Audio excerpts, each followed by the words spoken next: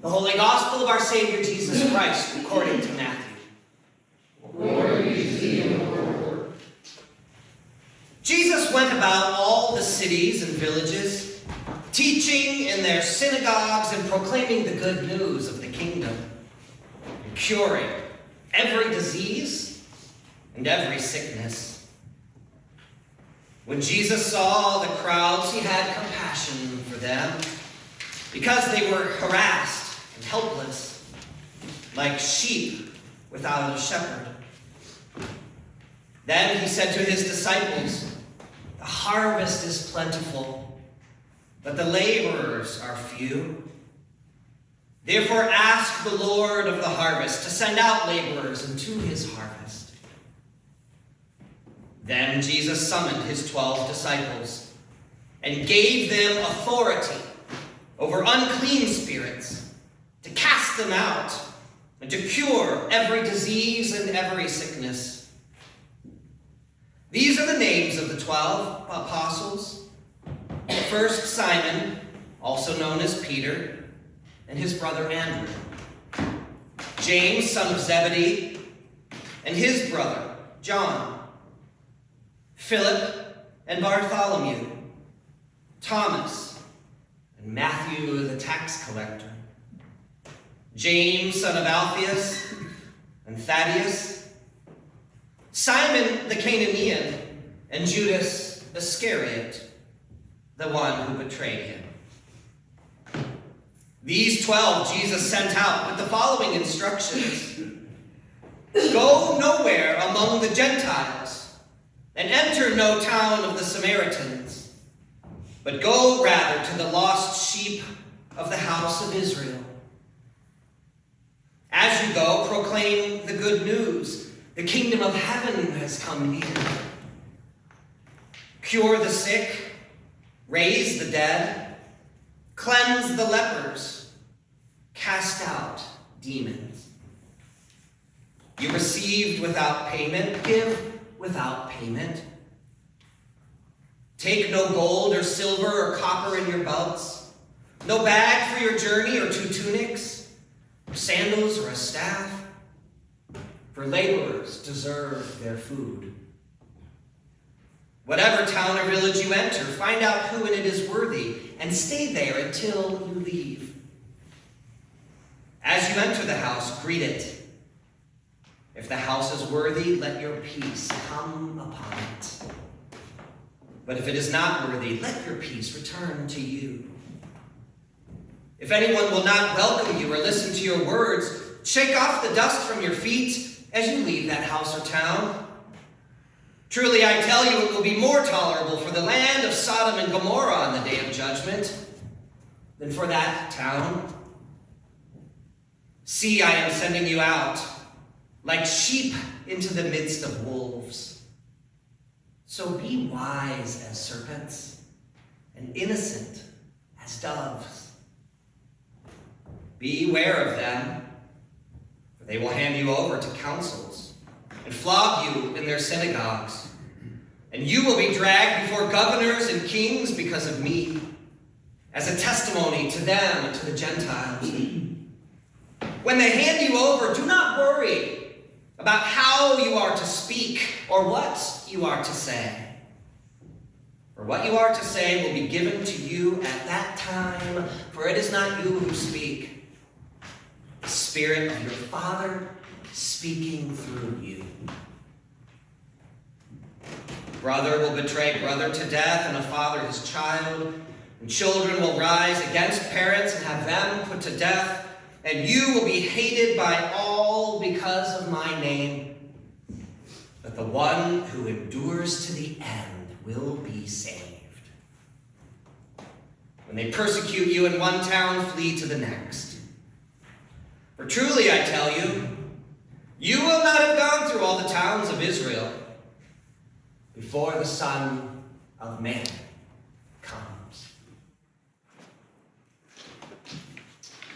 Gospel of the Lord. Praise be to thee, O Christ.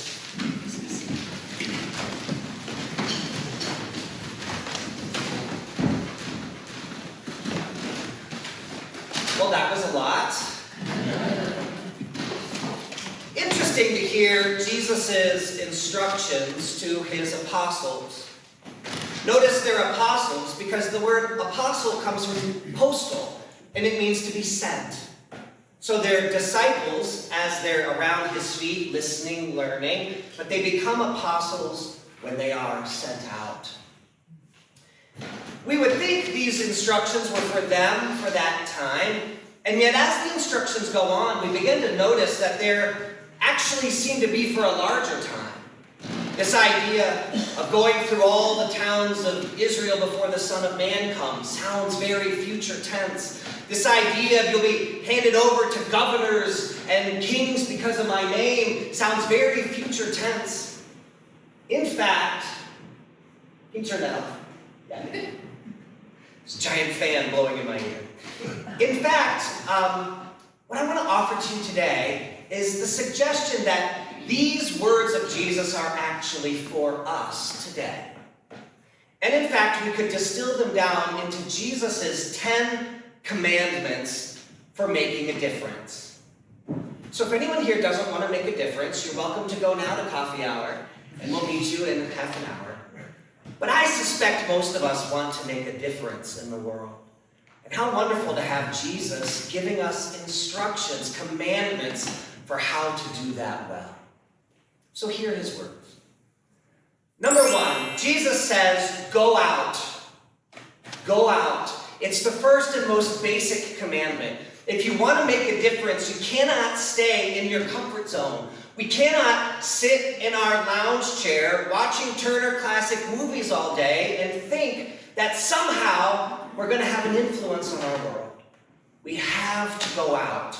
We have to leave what we know. We have to leave what is comfortable, leave what is familiar, and step into the unknown to make a difference there. Then Jesus says, wherever you go, speak. And he gives them this word, the kingdom of heaven has come near. But I think the commandment for us is to speak. Here's what I've learned about 2026 and this era we're living in. We're all many of us, 90% of us, are very worried about offending each other. We really don't want to cause a ruckus. And so what has begun to happen to us, I think from the oldest to the youngest among us, is we've stopped having opinions, or at least stopped sharing them easily with one another. We've stopped speaking our truth. We've stopped having a perspective and standing for it. Someone says, what do you think about this? And unless it's someone you know very, very well, you say, well, I'm not sure. Or, well, I can see it a couple ways. Or wait, we hedge very carefully. It is good to respect other people and their opinions. But we will never make a difference if we don't have a perspective, to have an opinion, to see things from a certain perspective and point of view. We offend people when we say, this is the only way, or you have to believe in my way. It is not offensive to say, well, you know, the way that I see it is X, Y, Z. How do you see it? And then to engage. If we want to make a difference, we have to have an opinion. You have to have a perspective. You have to have an idea about the world and bring that idea, or an idea about the group and bring the idea. I think we should do this. I think we should study that. I think we should consider this. I think we should maybe go there. It doesn't mean it happens. But the ball gets pushed forward when people who gather together have opinions. We influence one another. Maybe your opinion is better than mine. Thank you for speaking it. You've helped me learn something. Maybe together our opinions help us to see something none of us saw separately. If no one speaks their truth, there will be no difference. We have to go. We have to speak. Third, and this actually goes also to this idea of it's not about simply independence, is Jesus wants us to rely on each other. When he says, take no bag, take no tunic, don't take extra sandals, don't take a staff, don't take money, how am I going to get what I need? From the people who you gather with, from the people who you speak with. You're going to get what you need from the group that you gather with. We need to rely on one another. Independence will not make a difference. I have everything I need right now with myself. I don't need anything from anyone else. There is no difference that you make there. When you gather together and you recognize, I bring this gift, but you bring that gift, and you bring that perspective, and you bring access to some resources, and you have friends that we can also work with that maybe will help us to get there. By relying on one another, things move forward. Sometimes I tell young people, I'll say, always resist the idea to make something transactional. Transactional. I need this from you, so let's have a quick conversation so I can get the thing. People are not computers. People are not machines. It's not an ATM with a human being. We need to care about one another. Things happen in the world because of relationships. Relationships make the world go around. Jesus sends the disciples out, the apostles out, with a requirement. They need the relationships because he knows that will be essential to making a difference. He also says, whatever house you go into, stay there. And this is our instruction to not shop around, right? To not shop around. It's not like, well, I'm with this group, but maybe that group could be more effective. I've only spent a month here, but maybe I'm going to go over there and see. And we're like little butterflies or hummingbirds. And I'm going to engage here for a while. No, this doesn't really, I don't know, this is the way I wanted. And then we're over here for a while. That's not the way to make a difference. Shopping around for a better group, for a better crowd, for constantly for a better job, right, is not the way to go. Jesus is saying, wherever the house you go to, commit there. Commit to that place. Go deep with the people that you have been sent to. Later, he says you can go to other cities and villages. It's not forever, but it's also a commitment for a time. As long as you're in that place, stay in this house with those people and take the concepts as deep as they can go while you are there. His fifth commandment is actually one of my favorite, although they're from Jesus, so they're all pretty good. But I love this one because it really speaks especially to me, and I hope you're listening for the ones that speak especially to you. It's about peace. He says, whatever house you go to, if it's worthy, let your peace remain there, and if it's not worthy, let your peace return to you. Let me tell you what I hear in those words. Whatever house you go to, let your peace rest there, is a word to me about prejudice. Because sometimes we look at people and we think, oh no, that person's not worth my time. Oh no, that's not going to make any difference. Oh no, I know that type of person, or I've seen that, or I have an idea of which way this is going to go. And we never give our peace in the first place. We hold our peace back from certain people or certain ideas or certain places, and we save our peace and give it to the familiar, give it to those who are comfortable. Jesus is saying, wherever you go, send out your peace. Radiate your love, whoever it is, whatever message you might get about that person or those people or people from this place or this kind of thing, send your peace out anyway. Wherever it is, radiate your peace. And even more important, if they will not receive it, let your peace return to you. I heard some amazing advice recently. And this one you might even want to write down. The guy said, never match somebody else's energy. Never match someone else's energy. So you say, peace be with you, and they say, oh yeah, up yours.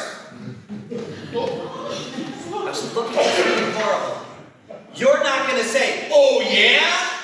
What did you just do? You just matched their energy, right? You sent out peace. They gave you anxiety. They gave you aggressiveness, so you matched it with aggressiveness too.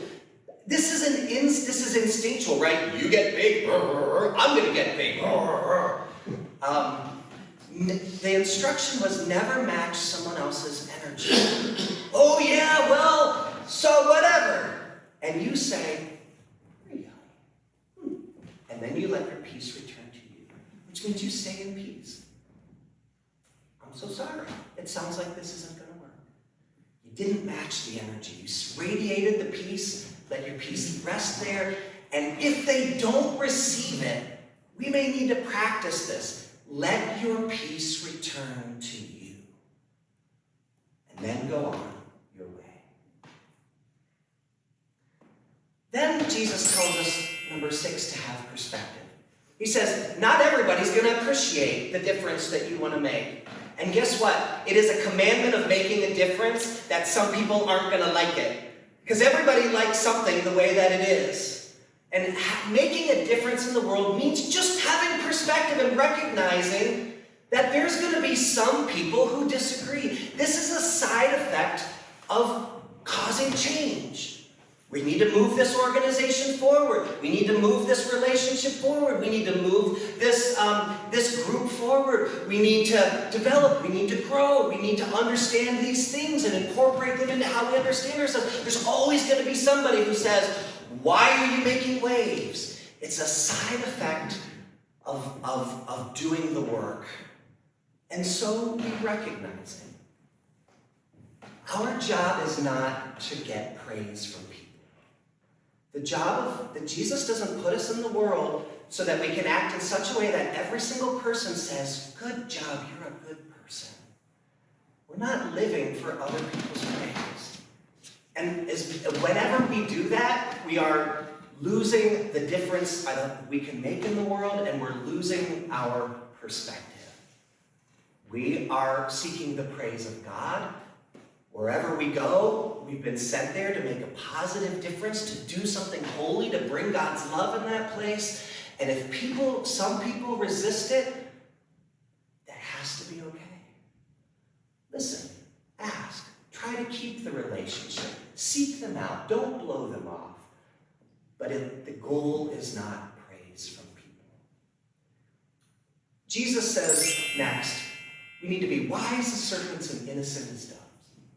What does this mean? This means there are ways the world works, and we need to not be naive. There's certain ways things happen. We need to recognize that's how the things happen. They don't always follow the ideal situation, the ideal process, to be aware of it, and then to make use of it as much as we can without sinning. So let's say you're looking for a job, and you know that people who have relationships with someone are more likely to get the job, because that's the way the job works. Then we go out and make relationships with people, right? That's wise. The way the world works is you need to have the relationship, so go out and make the relationships.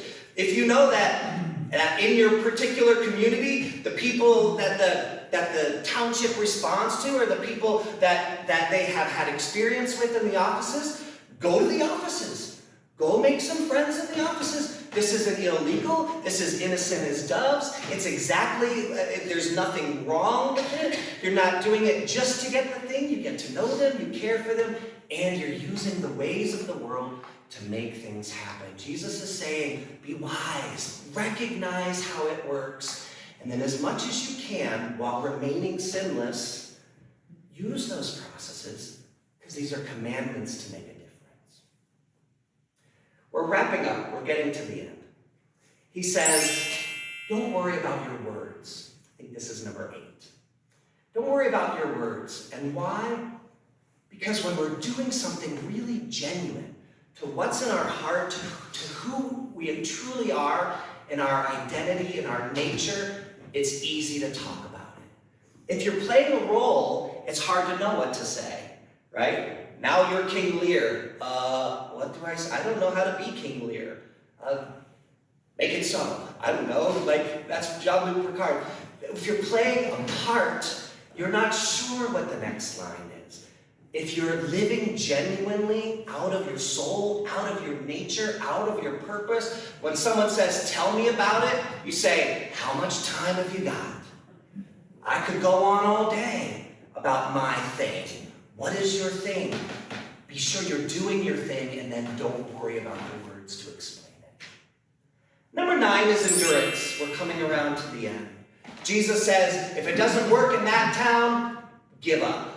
No, he doesn't say that. He says the opposite. To endure. If it doesn't work, don't stop. If you try and you hit a roadblock, then go and try again. Keep on going. Don't let it stop. Don't let something stop your movement. Don't let something stop the work that you've been called to do. If it doesn't work in this place and you've given it your all, go to the next place and try again. You keep on going. You keep on going. Don't stop. Keep that endurance. God's called you to work. Go and try again. The last one, this is where we'll end, is to wrap back up to the beginning. Jesus says, I have given you authority to go out and to speak and to act. Stop and recognize that you have authority. That Jesus has told you, I commission you. You're going to think, who am I to say this? Who am I to do? Who am I to lead? Who am I to suggest? Jesus said, I give you the authority and I call you by name. I know who you are. And I'm saying, you have the right. You have the power. You have the calling. I am asking you and commissioning you to go out and make a difference. So go out and speak. Rely on others. Whatever the fourth one was. Let your peace go and let it return to you. Have perspective. Not everybody's going to understand. Whatever the seventh one was. Wisdom. Be wise. Let your words come out of your heart. Endure and recognize that this is the work that God has called you.